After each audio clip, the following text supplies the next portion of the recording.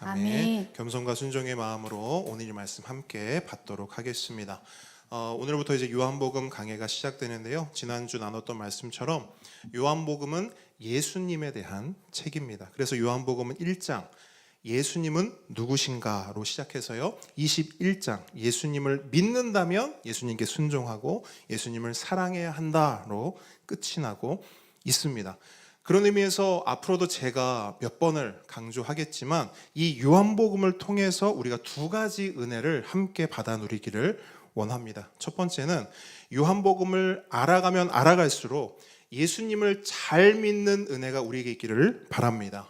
그리고 두 번째, 요한복음을 배우면 배울수록 예수님을 잘 전하고 싶은 그 은혜가 있기를 바랍니다. 한마디로 요한복음을 통해 우리는 예수님을 더욱 사랑하는 자가 되어야 하겠습니다. 그래서 그 사랑으로 예수님을 잘 믿고 그 사랑 때문에 예수님을 잘 전할 수밖에 없는 그런 인생이 되는 우리 모두가 되길 주님으로 축복합니다. 자, 이제 말씀으로 들어갈 텐데요.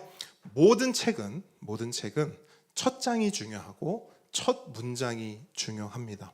요한복음도 그렇습니다. 지난주 말씀드렸듯이 요한복음의 첫 시작은 다른 복음서와 차이를 가지고 있습니다. 다른 복음서들은 주로 무엇을 이야기합니까? 예수님의 탄생, 예수님의 사역으로 그 첫 이야기를 시작하고 있습니다. 땅의 관점으로 예수님을 이야기한다고 말씀드렸습니다. 그러나 요한복음은 다르죠. 요한복음은 예수님의 존재에 대해서 말합니다. 특별히 어디의 관점으로? 하늘의 관점으로. 그래서 요한복음의 별명이 무슨 복음서라고요? 우리 보배들 무슨 복음서? 하늘을 나는 독수리. 시연이 잘했어요. 새 중에서도 독수리. 그래서 별명이 독수리 복음서다 이야기를 했습니다. 자, 그렇게 예수님의 존재를 알리는 그 첫 번째 문장이 뭐냐면 태초에 말씀이 계시니라입니다. 오늘 설교 제목이기도 해요. 자, 그럼 여러분 여기서 말하는 태초는 무엇을 말할까요? 자, 태초하면 어떤 성경이 또 떠오르십니까? 태초, 창세기, 그렇죠? 창세기에 분명히 태초가 나와요. 태초에 하나님이 천지를 창조하시니라. 그런데 여러분 태초라는 같은 단어를 창세기와 요한복음이 사용하고 있지만 창세기의 태초와 요한복음의 태초는 그 의미가 다릅니다. 자, 창세기의 태초는요, 시간의 시작을 말합니다. 뭐의 시작을 말한다고요? 시간의 시작. 그러니까 우리가 생각하는 온 우주의 처음을 창세기가 말하고 있는 거예요. 하지만 요한복음의 태초는 온 우주의 처음이 있기 이전을 말해요. 그러니까 시간이 시작되기 전의 태초를 말한다는 겁니다. 자, 요한복음은 뭘 말하고 있냐면요, 온 우주가 시작되기 전에 우리가 속해 있는 이 시간과 공간이 있기 전에 무엇이 있다고 말합니까? 말씀이 계시니라. 말씀이 있었다고 말합니다. 여러분, 우리는 시작에 대한 궁금증을 가지고 있습니다. 아니, 모든 사람들은요, 내가 어디에서 왔고 내가 어떻게 존재하게 되었는지에 대해 알고 싶어 합니다. 그래서 과학자들은 그 시작을 밝혀내기 위해서 열심히 연구해 왔고요, 지금도 애를 쓰고 있습니다. 그런데요, 그렇게 해서 내린 결론이 뭡니까? 그 시작, 그 처음에 대해서 과학이 내놓은 결론이 뭐예요? 빅뱅이에요. 그죠? 들어보셨죠? 빅뱅. 언제인지는 모릅니다. 어떻게 된 일인지도 몰라요. 하지만 우연에 의해서, 뭐에 의해서?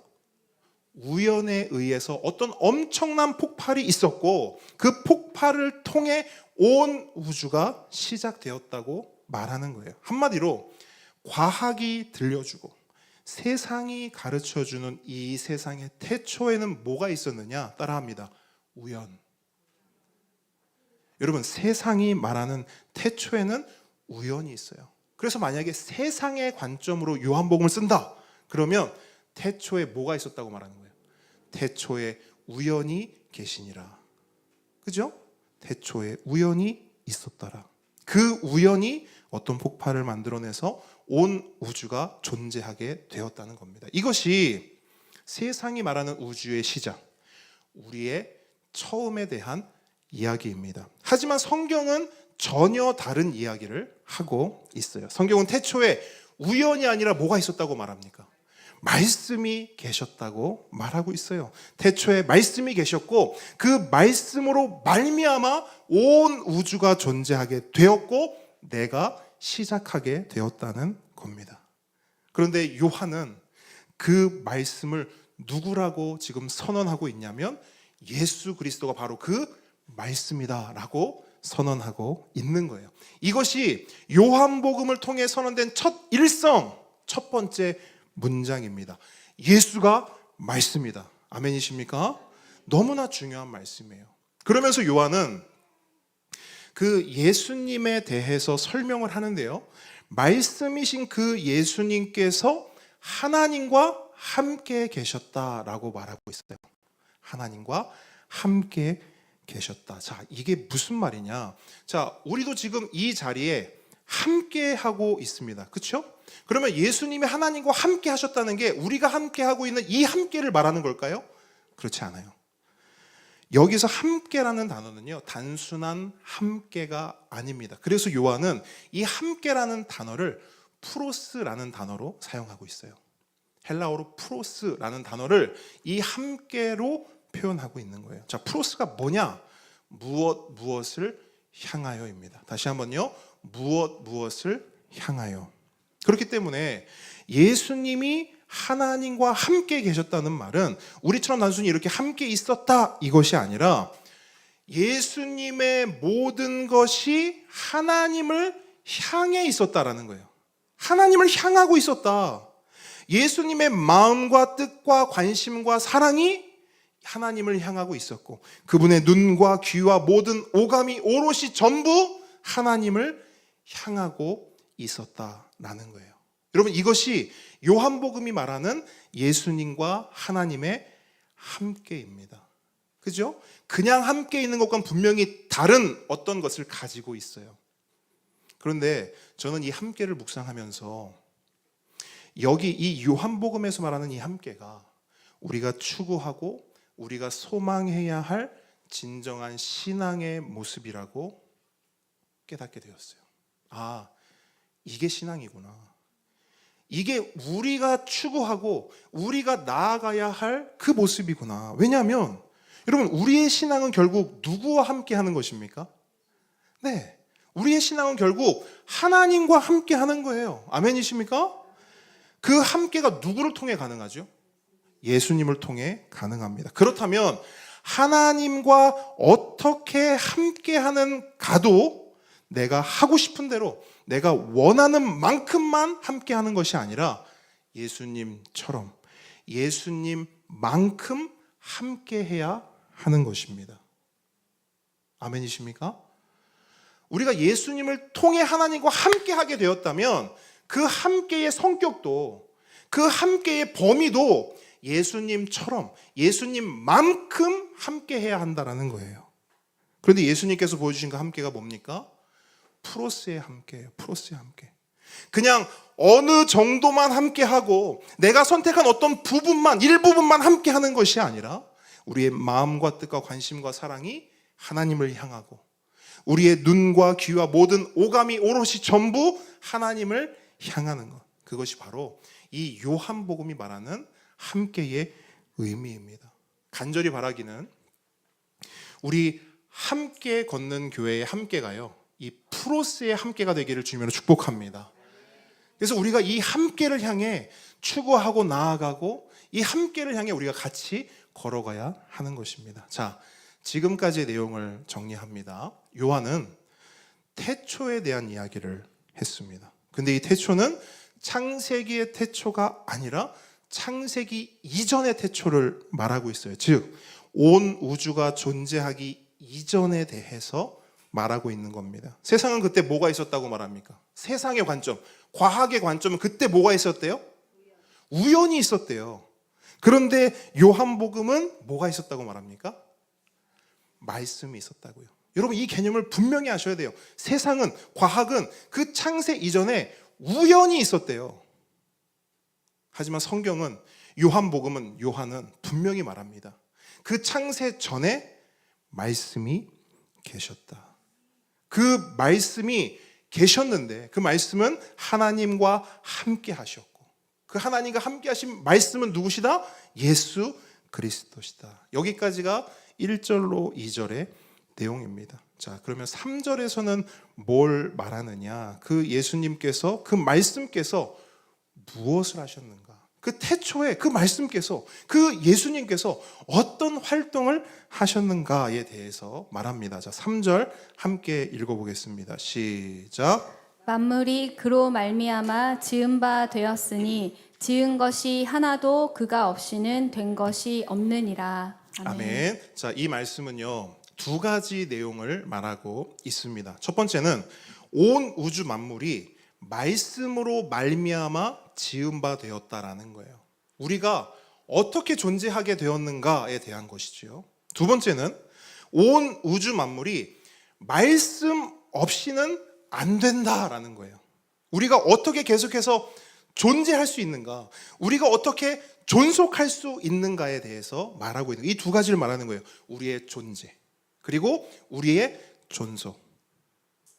그래서 3절 본문이 우리에게 말하는 바는 쉽게 말하면 이거예요. 우리는 어떻게 태어났는가? 그죠? 우리는 어떻게 태어났는가? 두 번째는 우리는 어떻게 살아가야 하는가? 이 두 가지를 우리에게 알려주는 겁니다. 그래서 우리는 말씀으로 태어났다, 요한복음 말하고 있어요. 그렇기 때문에 우리는 뭐로 살아가야 된다? 말씀으로 살아가야 한다라는 것을 이 3절이 이야기하고 있는 겁니다. 다른 말로 우리는 예수님으로 존재하게 되었다라는 거예요. 그렇기 때문에 우리는 뭐로 살아가야 된다? 예수님으로 살아가야 한다라는 것이 이 3절의 메시지인 것입니다. 여러분, 우리의 모든 문제가 어디에서 시작되었다고 생각하십니까? 왜 우리는 온전치 못하고, 왜 우리는 공허하며, 왜 우리는 힘에 부치는 삶을 살아갈까요? 요한복음은 그 답이요, 말씀에 있다고 말하고 있어요. 우리가 말씀을 떠났기 때문에, 우리가 그 말씀을 버렸기 때문에 이 모든 문제들이 생겨났다라는 겁니다. 그런 점에서 요한복음은요, 우리가 가진 문제가 무엇인지를 정확히 지적하고 그 문제를 해결하기 위한 해결책 또한 분명하게 제시하고 있습니다. 우리의 문제는 다른 거 없어요. 말씀을 떠난 것입니다. 말씀으로 태어난 우리가 말씀에서 떠난 것, 예수님으로 말미암아 지은 바 된 우리가 예수님 없이 사는 것, 이것이 우리의 문제이고 이 문제 때문에 망하고 죽고 비참해지는 것이다 라고 말하는 것이 요한의 메시지이며 성경이 우리에게 일관되게 보여주는, 들려주는 메시지인 것입니다. 아담과 하와가 그랬고요, 이스라엘 백성이 그랬습니다. 그래서 여러분, 성경을 읽다 보면 하나님께서 반복적으로 하시는 말씀이 있어요. 혹시 그 말씀이 뭘까요? 하나님의 반복되는, 자기 백성을 향한 반복되는 메시지가 있어요. 한번 떠올려 보십시오. 뭘까요? 순종. 좀 더 구체적으로. 네. 자, 붕어 흉내 내지 마시고. 자, 정확하게. 재훈성도 뭐라고요? 틀려도, 틀리는 거 없지, 사실. 내 말을 청종하라. 갑자기 그게 떠올랐군요. 순종, 청종. 뭐가 있을까요? 돌아오라. 여러분, 성경을 읽어보시면요, 무한 반복이에요. 하나님은 계속해서 외치세요. 돌아와라. 돌아와라. 돌아와라. 그럼 다시 한번 여쭤볼게요. 어디로 돌아오라는 거예요? 말씀으로. 말씀으로 돌아오라. 태초부터 계셨던 그 말씀으로 우리를 존재하게 하고 우리를 존속하게 하는 그 말씀으로 돌아오라. 그렇게 말씀으로 돌아와 그 말씀 안에서 그 말씀으로 말미암아 살아가라는 것입니다. 그렇다면 여러분, 그 말씀 안에서 그 말씀으로 돌아가 그 말씀 안에서 그분의 말씀으로 살아간다는 것이 뭘까요? 그 말씀을 살아간다는 것은 다른 게 아니라 그 말씀을 받는 것입니다. 그 말씀을 받는 거예요. 자, 말씀을 어떻게 받을까요? 말씀을 어떻게 받죠? 말씀을 들음으로 받지요. 그 말씀을 들음으로 받는 거예요. 귀로 듣고 눈으로 듣고 마음으로 듣는 것입니다. 오감을 통해 하나님의 말씀을 받는 거예요. 그래서 하나님께서는 이스라엘에게 늘 이렇게 외치셨어요. 쉐마 이스라엘. 쉐마 이스라엘. 들으라 이스라엘. 이 말씀을 계속해서 외치셨어요. 그래서 이스라엘 백성에게 있어서는요, 가장 중요한 말씀이 이거였어요. 쉐마 이스라엘. 이스라엘 백성의 자녀들이 태어나면 그 자녀들이 하나님의 말씀을 보고 들을 수 있도록 어떻게 하라고 합니까? 이마에 새기고 손목에도 매주고 문에도 새기고 벽에도 붙이고 화장실 문에도 붙이고 식당에도 붙이고 가는 모든 곳에 다 붙여놓으라는 거예요. 근데 여러분, 그 붙여놓은 말씀에 가장 첫 단어가 뭔지 아세요? 쉐마. 쉐마. 그래서 여러분, 히브리어 성경을 보면요, 다른 글자에 비해 이 쉐마라는 글자는요, 폰트가 더 커요. 쉐마 이렇게 씁니다. 뭐냐? 들어라. 들어라. 말씀을 받아라. 말씀으로 돌아오라. 하고 하는 메시지가 그 안에 담겨 있는 거예요. 근데 여러분, 참 흥미로운 것은 이 쉐마라는 단어에는요, 단순히 들으라라는 의미만 있는 것이 아니에요. 히브리어 사전으로 보게 되면 뜻이 의미가 두 가지로 나와요. 듣다, 또 하나 뭘까요? 한번 추측해 보세요. 듣다와 뭐가 있을까요? 네? 그렇죠. 듣다와 순종하라. 두 가지가 있어요.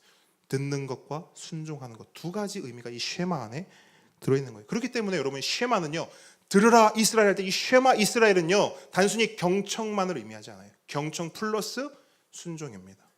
말씀 안에서 말씀으로 말미암아 살아가는 것, 그렇게 순종하며 살아가는 것, 그것이 쉐마이고요. 그 쉐마의 삶이 하나님의 외침에 응한 말씀으로 돌아간 사람의 삶인 것입니다. 그래서 전도서 12장을 보게 되면 이런 말씀이 있어요. 그의 명령들을 지킬지어다. 이것이 모든 사람의 본분이니라. 저를 따라합니다. 그의 명령을 지킬지어다. 이것이 모든 사람의 본분이니라. 여러분, 이게 무슨 말이냐면요, 사람이라고 다 똑같은 사람이 아니라는 거예요. 똑같이 이 땅에서 호흡하고 있어요. 똑같이 이 땅을 밟고 살아가고 있어요. 하지만 이 땅에 있는 사람 가운데 사람다운 사람이 있다는 거예요. 하나님이 인정하는 좋은 사람이 있다는 거예요. 자, 이걸 시편의 표현을 하면 어떤 사람일까요? 시편을 딱 시작할 때 이렇게 시작해. 복 있는 사람. 의인도 맞아요. 같은 말이에요. 여러분, 자, 하나님이 인정한 사람, 그렇죠? 하나님 눈에 좋은 사람, 그렇죠? 하나님 앞에 복 있는 사람, 하나님 앞에 의인, 다 같은 말이에요. 근데 이런 사람이 있다는 거예요. 복 있는 사람이 있고요, 의인이 있고요. 하나님 보셨을 때, 야, 사람답다, 사람답네 라고 인정하는 사람이 있다는 거예요. 근데 그 기준이 뭔지 아세요? 하나님의 말씀이에요. 여러분, 생각해 보세요. 우리는 사람을 볼 때 뭘 봅니까? 뭘 보고, 야, 저 사람 참 괜찮네, 저 사람 참 사람 됨됨이가 됐네, 뭘 보고 평가를 하죠? 네, 얼마 전에 제가 어떤 서바이벌 프로그램을 봤거든요. 근데 팀을 만들어야 되는 미션이 있었어요. 근데 어떤 사람이 A라는 사람을 지목해서 나랑 팀합시다 이렇게 했어요. 옆에 있는 사람이 물어요. 왜 A라는 사람을 선택했습니까? 그랬더니 딱 한마디 했어요. 뭐라고 할게요? 착해 보여서, 또 친절해 보여서요, 또 잘할 것 같아서. 우리 성도님들은 굉장히 잘생겼어. 우리 성도님들은 너무 순하신 것 같아요. 딱 이 얘기 하더라고요. 서울대잖아. 딴 말 없어요. 서울대잖아.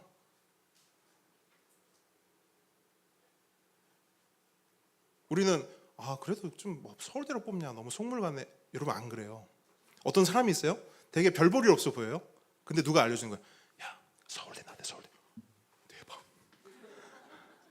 맞다 아니다. 우리는요. 우리는 사람을 볼 때 그 사람의 외모나 배경을 봅니다. 제가 처음에 부산에 왔을 때 이제 청소년 아이들을 만났거든요. 제일 먼저 저한테 뭐 물어보는 줄 아세요? 목사님 어느 대학 나왔어요? 목사님 어느 대학 나왔어요? 물어보는 거야. 그래서 얘기했습니다. 나 서울에 K대 나왔는데. K요? 그 K? 그 이상은 모르겠고 일단 K야. 서울 안에 있어. 서울 안에 있는 K대학. 정말요? 야, 목사님 고려대. 고려대란 말은 안 했어. K대야 그냥. 심지어 서울 안에 있어. 그걸로 한 반년 정도 조금 뽐뿌 받았어요. 학부모님들이 너무 좋아하시던데. 우리는요, 사람을 볼 때 외모나 배경을 봅니다. 얼굴이나 키를 보고요, 직업이나 학교를 봅니다. 또는 성품이나 성격을 보기도 해요. 철저히 외모로 사람을 판단하는 것이죠. 근데 목사님, 성품이나 성격은 외모가 아니지 않나요? 여러분, 성품이나 성격은 외모일까요, 아닐까요? 외모일까요, 아닐까요? 외모죠? 왜 외모죠? 그러니까 아닌 것처럼 우리가 늘 생각이 들어요. 성품이나 성격이 왜 외모죠? 제가 말씀드릴게요. 자, 성품이나 성격을 우리가 아는 건 어떻게 알아요? 결국에는 그 성품이나 성격도 겉으로 드러나 보여지는 것이죠. 그리고 우린 그걸 보고 사람을 판단하죠. 자, 외모입니까, 아닙니까? 외모예요. 외모. 이처럼 우리는 사람을 볼 때 외모를 보고요, 그 외모로 그 사람의 좋고 나쁨, 그 사람의 사람 됨됨이를 판단합니다. 하지만 하나님은 그렇지 않죠. 우리가 잘 아는 말씀, 사람은 외모를 보거니와 하나님은 중심을 보신다. 그죠? 사람은 외모를 보지만 하나님은 중심을 보신다. 자, 여러분께 묻습니다. 하나님은 중심을 보신대요. 그 중심은 뭘까요? 많은 분들이 성품이나 성격을 말해요. 자, 그 중심이 뭘까요? 말씀 안에 있는가 없는가. 자, 그 답을 말씀해 주셨는데 그 답이 진짜 맞는지 아닌지를 한번 확인해 보죠. 사울과 다윗을 통해서 그 이야기를, 그것을 제가 증명해 드릴 거예요. 아시는 것처럼 사울은 이스라엘의 몇 번째 왕입니까? 첫 번째. 다윗은요? 두 번째. 자, 사울과 다윗 둘 다 누가 세운 왕입니까? 하나님이 세운 왕이죠. 그죠? 하나님도 사울이 세운 왕, 다윗도 하나님이 세운 왕. 똑같이 하나님이 세운 왕입니다. 그런데요, 이 둘을 향한 하나님의 평가는 같아요, 달라요? 다릅니다. 하나님은 사울을 버리세요. 사울을 나쁜 왕으로 평가하세요. 반면에 다윗은 마음에 합하다고 말씀하세요. 좋은 왕으로 평가하신 것이죠. 이유가 뭘까요? 왜 다윗은 하나님의 마음에 합하였고 사울은 버림을 받았을까요? 성경은 이 부분을요 굉장히 강조합니다. 굉장히 중요한 사건과 이야기들로 이거를 비교해서 보여줘요. 이유는 뭘까요? 우리 보고 보라고, 우리 들으라고요. 하나님이 보시는 중심이 뭔지를 우리에게 알려주는 겁니다. 누굴 통해? 사울과 다윗을 통해. 자, 사울이 버림받은 이유를 봅니다. 사무엘상 13장에 보면요, 이스라엘과 블레셋의 전투가 있어요. 그런데 이 전투는 이스라엘이 철저히 불리한 전투였습니다. 왜? 블레셋의 군대에 비해서 이스라엘의 군대가요 턱없이 부족했기 때문입니다. 그런데 더 큰 문제는 뭔 줄 아세요?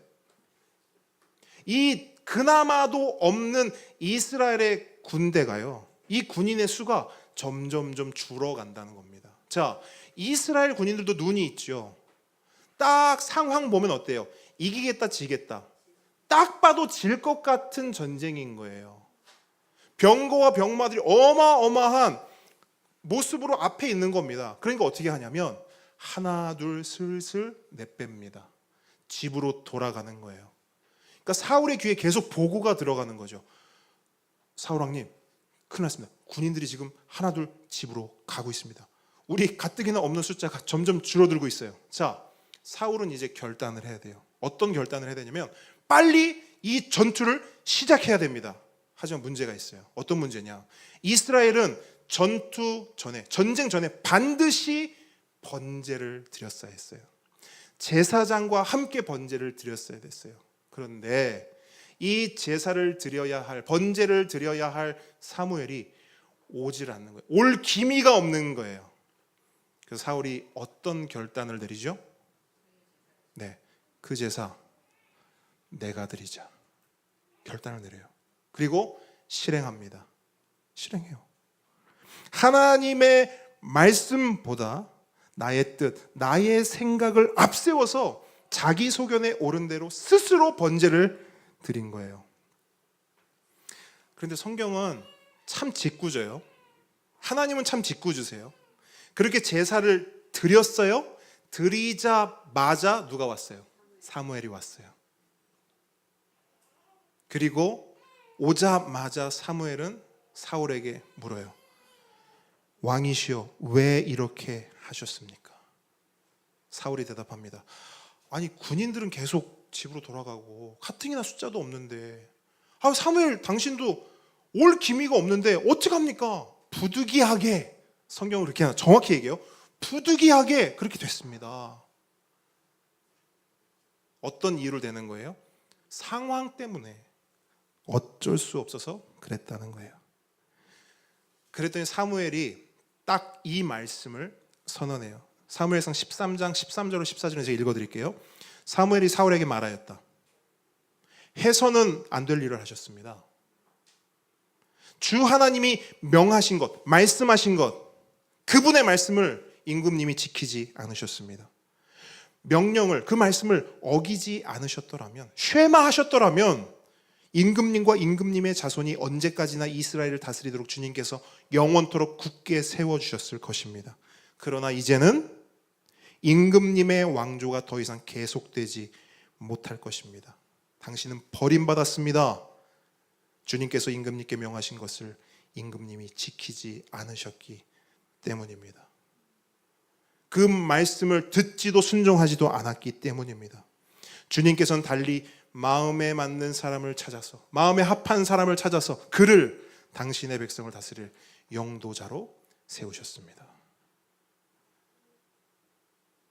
이것이 성경이 말하는 사울이 버림받은, 사울이 나쁜 왕으로, 나쁜 사람으로 평가받은 이유입니다. 이유는 딱 하나. 뭘 버렸어요? 말씀을. 뭘 떠났어요? 말씀을. 그럼 여러분, 똑같은 상황에서 다윗은 어떻게 했을까요? 아까 말씀드린 성경은 참 짓궂어요.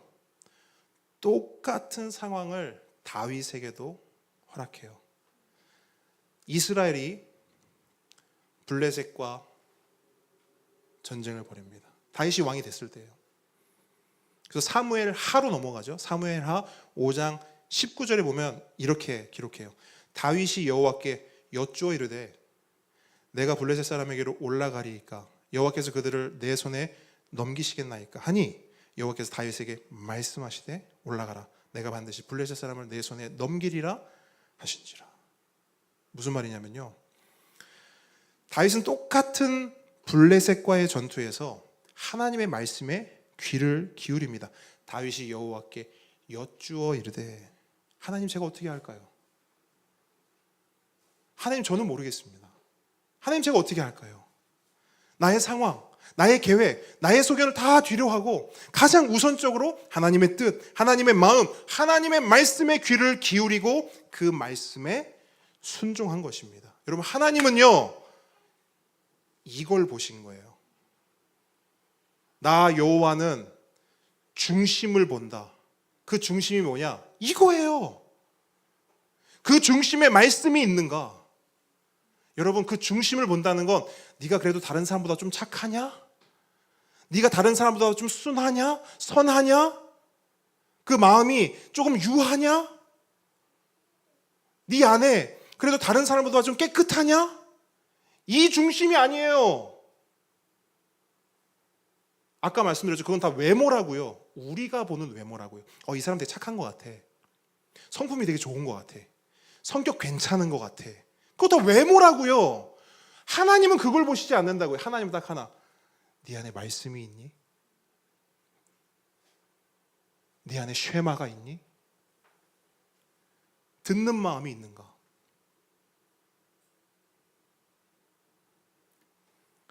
그러므로 하나님이 보시는 사람의 중심은 말씀의 유무입니다. 그 사람 안에 말씀이 있는가? 말씀에 귀를 기울이고 말씀을 사랑하고 즐거워하며 그 말씀에 순종하는가?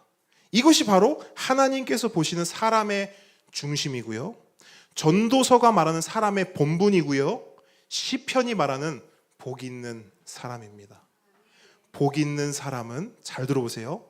요 관점으로, 복 있는 사람은 악인들의 꾀를 따르지 아니하며 죄인들의 길에 서지 아니하며 오만한 자들의 자리에 앉지 아니하고 오직 여호와의 율법을 즐거워하여, 오직 여호와 하나님의 말씀을 즐거워하여, 태초부터 계셨던 그 말씀을, 그 예수를 즐거워하여 그 율법을, 그 말씀을, 그 예수를 주야로 묵상하는 자로다. 그는 시냇가에 심은 나무가 철을 따라 열매를 맺으며 그 잎사귀가 마르지 아니한 같으니 그가 하는 모든 일이 다 형통하리로다. 왜요? 말씀으로 말미암기 때문에 말씀이 있으면 형통인 거예요. 아멘이십니까? 지금 그 이야기 하는 거예요, 여러분. 예수님이 말씀하세요. 내가 포도나무야, 너 가지야. 너 나한테 붙어 있잖아. 너 다 할 수 있어. 너 생명이야. 너 복이야. 근데 나로부터 떨어지면, 나로부터 멀어지면, 날 버리면, 나로부터 떠나면 넌 아무것도 할 수 없어. 형통할 수가 없어. 악인들은 그렇지 아니하며. 자, 여기서 악인은요, 나쁜 사람이 아니에요. 저 나쁜 놈이네. 성격 더럽네. 그런 악인이 아니라고요. 악인은 그렇지 아니하며 그는 오직 바람에 나는 겨와 같대요. 왜? 존재하게 한 말씀으로부터 떨어져 나왔기 때문에 바람 불면 날아가는 거예요. 흔들리는 거예요. 요동하는 거예요. 뭐가 없기 때문에? 말씀이 없기 때문에. 그러므로 악인들은 심판을 견디지 못하며 죄인들이 의인들의 모임에 들지 못하리로다. 무릇 의인들의 길은, 복 있는 사람의 길은, 사람의 본분을 가진 자의 길은, 하나님의 말씀의 쉐마, 그 말씀을 듣고 순종하는 그 길은 여호와께서 인정하시나. 아멘. 악인들의 길은, 그렇지 않은 사람들의 길은 망하리로다. 다윗의 길은 인정하신다는 거예요. 사울은 망한다는 거예요. 여러분, 다윗은 왜 인정이 되었고 사울은 왜 망하게 되었습니까? 사울보다 다윗이 착해서요? 우린 다윗이 어떤 죄를, 어떤 과오를 범했는지 잘 알지 않습니까? 근데 하나님의 눈에는 그게 중요한 것이 아니라는 거예요. 하나님은 중심을 보십니다. 누가 복 있는 사람입니까? 말씀 있는 사람입니다. 오늘 요한복음이 말하는 그 말씀, 태초부터 계셨고 우리를 존재케 했고 우리를 존속하게 하는, 우리를 사람답게 하는, 우리를 하나님 자녀답게 하는 그 말씀 있는 자가 복 있는 사람이라는 거예요.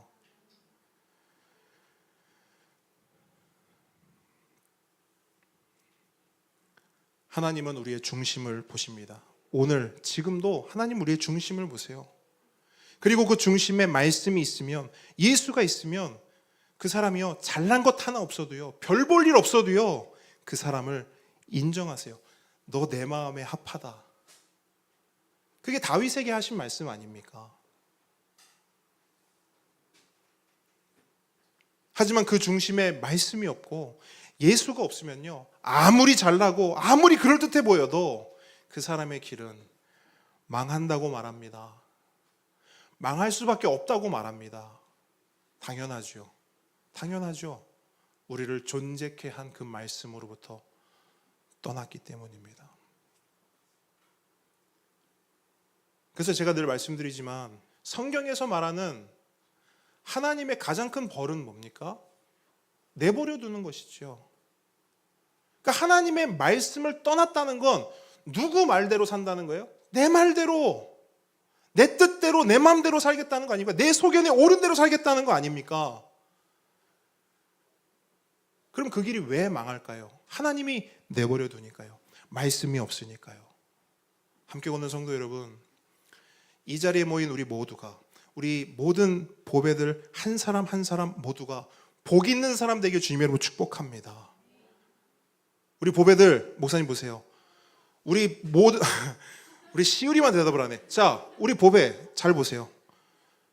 우리 모든 보배들이 복 있는 사람 되길 예수님의 이름으로 축복합니다. 아멘.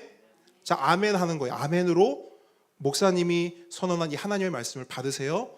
우리 모든 보배들이 우리 시우리도 대답하고 있어요. 우리 모든 보배들이 복 있는 사람 되길 주님의 이름으로 축복합니다. 아멘. 분명히 기억하십시오. 여러분 분명히 기억하세요. 태초에 말씀이 계셨고 우리는 그 말씀으로만 사람답게 복 있는 사람으로 하나님이 인정하시는 길로 살아갈 수가 있습니다. 아멘. 그 말씀, 그 예수님을 우리가 함께 찬양하기를 원합니다. 우리 아까 고백했던 찬양인데요. 그 이름, 그 예수 그 이름으로 함께 고백